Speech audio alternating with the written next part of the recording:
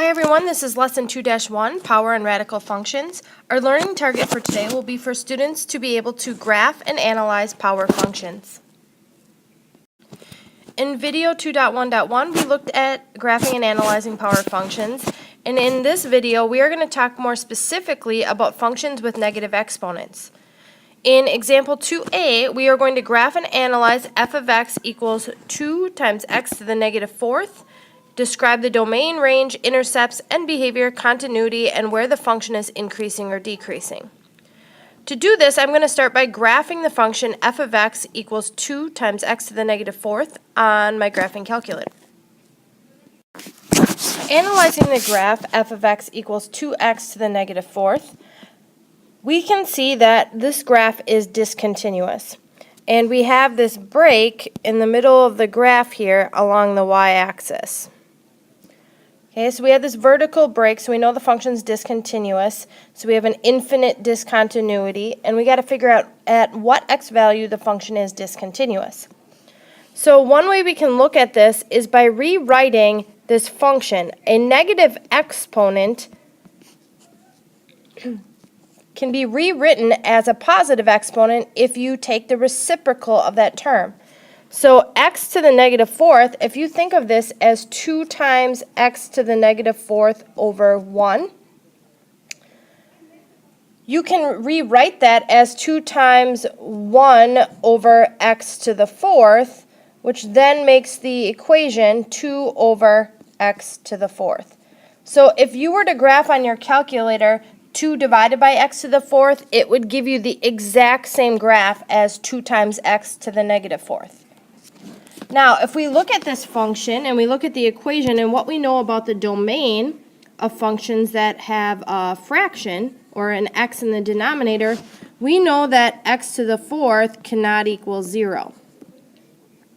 So since x to the fourth cannot equal 0, if I take the fourth root of both sides, we would need a plus or minus if we take the even root of both sides, but since we're taking the fourth root of 0, 0 is neither positive or negative, so therefore we don't need to place a plus or minus in front of our solution, and we get x cannot equal 0. This is telling us that our break in our graph, our infinite discontinuity, occurs at x equals 0. So if x cannot equal 0, that makes our domain of our function from negative infinity to 0, union 0 to positive infinity.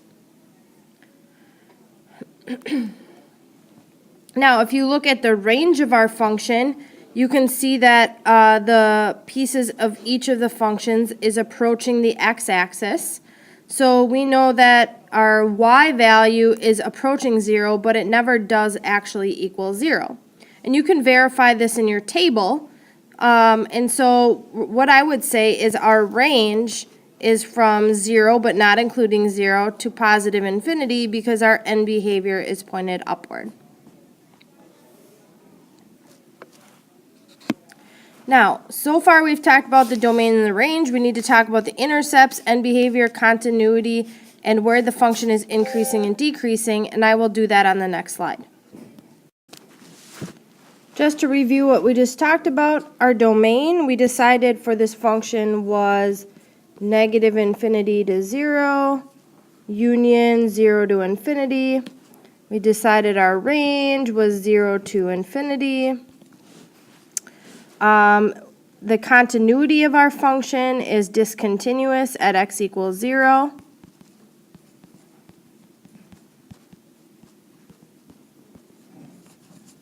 That's where our break is. We decided our infinite discontinuity occurs right here along the y-axis, which all the x values on the y-axis are x equals 0. Looking at the intercepts of the graph, since we cannot have x equals 0 as one of our x values in our function, the y-intercept does not exist. Algebraically, you find the x-intercept by plugging in 0, and since we said x cannot equal 0 in this function, there is no y-intercept. And for x-intercept, because the graph approaches the x-axis but never actually touches it or crosses it, or where y equals 0, and we said the range does not include 0, we would say there is no x-intercept either. Looking at the end behavior of the function, you're going to say the limit as x approaches infinity of the function, so as we go to the right infinitely, so in this direction right here, you can see that the y value is approaching 0 because we're approaching the x-axis. And I would say the limit as x approaches negative infinity of the function.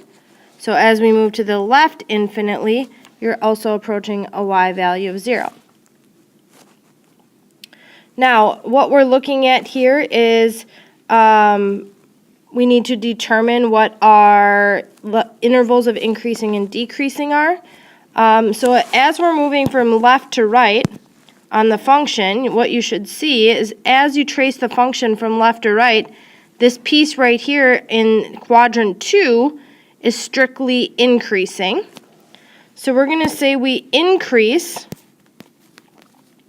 We're going to increase from x equals negative infinity till we reach 0, and we don't include 0 because there's a break in the graph at x equals 0. Right? We have this vertical asymptote, or this infinite discontinuity here in between the two pieces of the graph. And then if we look at the piece in quadrant 1, you would have this piece is decreasing because the y-coordinates are moving downward, and therefore we would say the function is decreasing from an x value of 0, not including 0, obviously the function doesn't exist at x equals 0. And we have an interval of decreasing on this graph from 0 to infinity. Now you could support your answer here by creating a table. So you could go create a table from, I don't know, negative 10 to negative 1 or negative 1/2, and you can see that your y-coordinates are going to be increasing. And you can see that if you started a table at 0 and went to positive 10, that your y-coordinates would be decreasing here. Same thing over here with your end behavior. You can go ahead and prove that your y value is approaching 0 by creating a table. Remember, with the end behavior, we let x get exponentially bigger. So we would go from x equals 10 to x equals 100 to x equals 1,000 to x equals 10,000. And what you should see is your y value approaching 0. And as x approaches negative infinity, you would let x go from negative 10 to negative 100 to negative 1,000 to negative 10,000 in your table. And you can see that your y value is approaching 0 there as well. I think we pretty much covered all the analysis of this function. So we're ready to move on to the next example.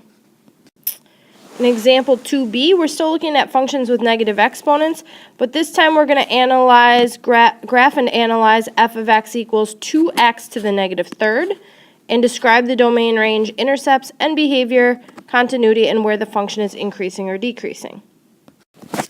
After graphing f of x equals 2 times x to the negative third, you can see the graph here that I graphed on the TI-84. And we can see that this graph is discontinuous like the previous example. Again, we're going to have an infinite discontinuity at what looks like x equals 0 again. Now remember that any negative exponent can be rewritten as a positive exponent. So really this is 2 times x to the negative 3 over 1, which then becomes 2 times 1 over x to the positive 3, which then is 2 over x to the third if I multiply the fractions, because I can put a 1 underneath that 2, and if I multiply my fractions, I multiply the numerators, which is 2, I multiply the denominators, which is x cubed. So looking at this, if I'm going to analyze the domain and the range to start off with, I know for the domain, x cubed cannot equal 0, and if I solve that equation for x, I take the cube root of each side, and x cannot equal 0 because the cube root of 0 is 0. So since x cannot equal 0, that means my domain is from negative infinity to 0, union 0 to infinity. That supports our claim that that vertical asymptote or that infinite discontinuity here is at x equals 0. And if I look at my range is going to be a little different this time because my two pieces are not on the same side of the x-axis. So right here you have this piece which is going from negative infinity and approaching y equals 0. And here you have this piece that's coming from positive infinity and approaching y equals 0. Neither of these pieces here or here is actually going to cross the x-axis. So what you're going to have is you're going to exclude 0 from your range. You're never going to actually touch the x-axis where y is equal to 0. So your range is going to be from negative infinity to 0, union 0 to infinity. Now, we still have to discuss the intercepts in the end behavior and the continuity of the function. Well, the continuity of function we can discuss right here because we already said that there was a break in the graph, so the function's discontinuous. We know the function's discontinuous, and it's discontinuous at x equals 0 because we said in the domain we had to exclude 0, so that is where our break in the graph is. So this function's discontinuous at x equals 0, but continuous for all other x values in the function. Looking at that same graph, we need to now analyze the end behavior and the intercepts. If you look at the intercepts, the graph does not have any. Because we have this infinite discontinuity at the y-axis where x equals 0, if we can never let x equal 0, which is the main way that we find the y-intercept, because all y-intercepts have an x-coordinate of 0, if we cannot use x equals 0 in the function, the y-intercept doesn't exist. And the x-intercept is found by plugging in 0 for y. However, we said that the graph here is going to approach the x-axis, and same thing here, it's going to approach the x-axis but never intersect it. So that means that there also will be no x-intercept. Okay, now you can verify this specifically that there's not an x-intercept by determining your end behavior. So if we look at our end behavior is going to be the fact that the limit as x approaches infinity of the function and the limit as x approaches negative infinity. What we want to see in our table here, if we let x approach infinity, we're going to let x get really big in our table. So go from like 10 to 100 to 1,000 to 10,000 to 100,000. And what you should see if you let x get really big is you should see your y value approach 0.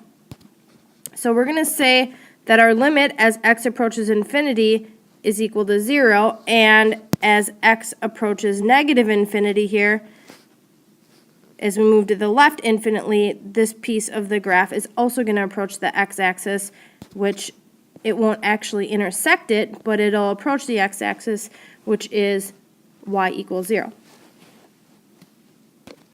The last thing we have to discuss, here's the end behavior. We talked about our intercepts. This was end behavior right here that I just circled. And what I'm looking at,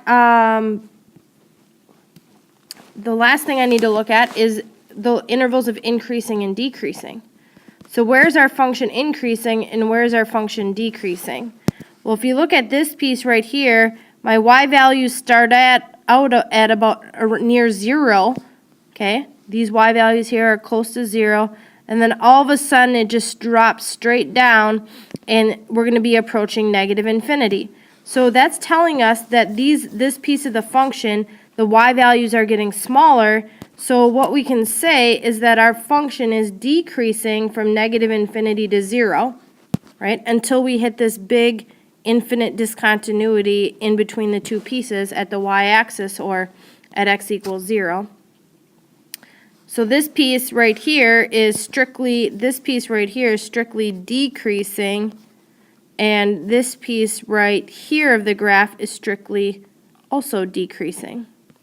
Because if we trace the graph from x equals 0 towards x equals infinity, we're approaching y equals 0, and here like maybe our y value is close to 10, and the y values are decreasing and approaching 0, so we would say the function is decreasing from 0 to infinity as well. Now, I cannot combine these two intervals to make one and say the function is decreasing from negative infinity to positive infinity, because there's a break in the graph that causes there to be two pieces of the function. So I cannot combine those two intervals because 0 is not included in either interval. Looking at the check for understanding, we are going to describe the end behavior of the graph of f of x equals 3 times x to the negative fifth. And I got to give you some letters here for your choices. This would be A, this would be B, C, and D. I want you to go ahead and graph and analyze this function and determine the correct end behavior using these limits. They always use, for end behavior, they always give you two limits. One is x approaches infinity, and the other is x approaches negative infinity. So go ahead and graph this function, analyze the end behavior, choose your answer, and then press submit when you're finished.